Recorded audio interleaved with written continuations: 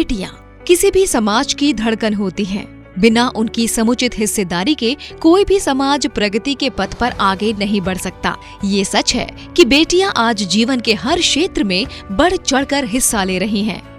लेकिन एक कड़वा सच ये भी है कि हमारे समाज का एक बड़ा तबका बेटियों की प्रतिभा को पहचाने बिना उन्हें बोझ की तरह देखने का आदी हो चुका है। इसी कारण आज भ्रूण हत्या जैसी अमानवीय घटनाएं व्यापक स्तर पर हो रही हैं। बेटियों के प्रति भेदभावपूर्ण रवैये का ही नतीजा है कि बालिका शिशु मृत्यु दर पर लगाम लगाना आज भी देश के कई हिस्सों में एक बड़ी चुनौती बनी हुई है।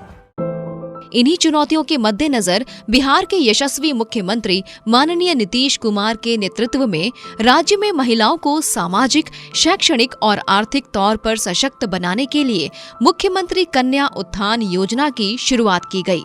इस योजना का एक महत्वपूर्ण हिस्सा 0 से 2 वर्ष की कन्या शिशु के लिए बनाया गया है, जिसका कार्यान्वयन बाल विकास सेवाएं निदेशालय समाज कल्याण विभाग द्वारा राज्य के सभी आंगनबाड़ी केंद्रों के माध्यम से किया जा रहा है।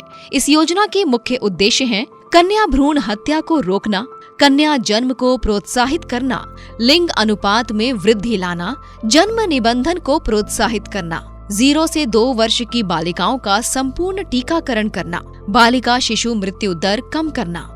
मुख्यमंत्री कन्या उत्थान योजना में बेटी के जन्म को प्रमोट करने के लिए लिंगानुपात चूँकि हमारे यहाँ कम है, तो उसको बढ़ाने के लिए ये बहुत ही महत्वाकांक्षी योजना चलाई जा रही है ICDS के माध्यम से। तो ये जो है कि बेटी के जन्म को लोग बढ़ावा देंगे, मतलब उसको बेटी को जो इग्नोर करते थे, तो इसको रोकने के लिए ये सब किया गया है और इसमें हम लोग काफ़ी अच्छा कर भी रहे हैं।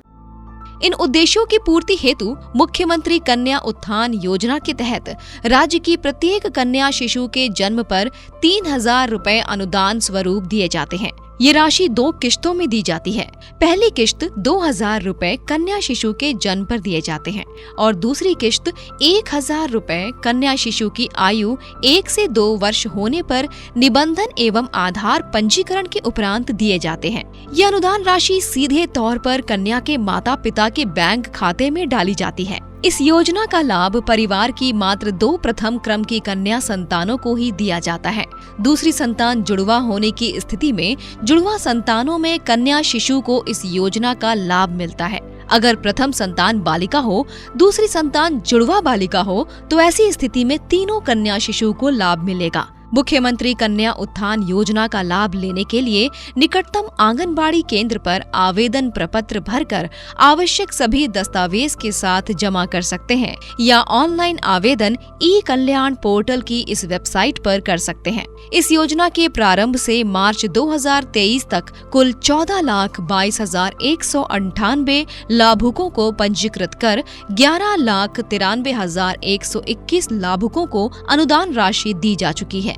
वित्तीय वर्ष 2022-23 में योजना अंतर्गत 3,44,154 लाभुकों का लक्ष्य रखा गया था, जबकि उससे अधिक कुल 3,88,088 लाभुकों को पंजीकृत किया गया, जिसमें 3,40,048 लाभुकों को अनुदान राशि का भुगतान किया जा चुका है।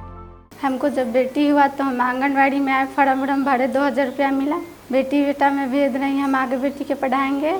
जब मेरी बेटी जन्म लिए थे तो आंगनबाड़ी में गए थे। मुख्यमंत्री कन्या उत्थान द्वारा 2,000 रुपया बेटी को मिला था। हम लोग बेटा और बेटी में फ़र्क नहीं मानते हैं। बेटी को पढ़ाएंगे, लिखाएंगे और बहुत आगे बढ़ाएंगे। मुख्यमंत्री जी को ये योजना बहुत बढ़िया है।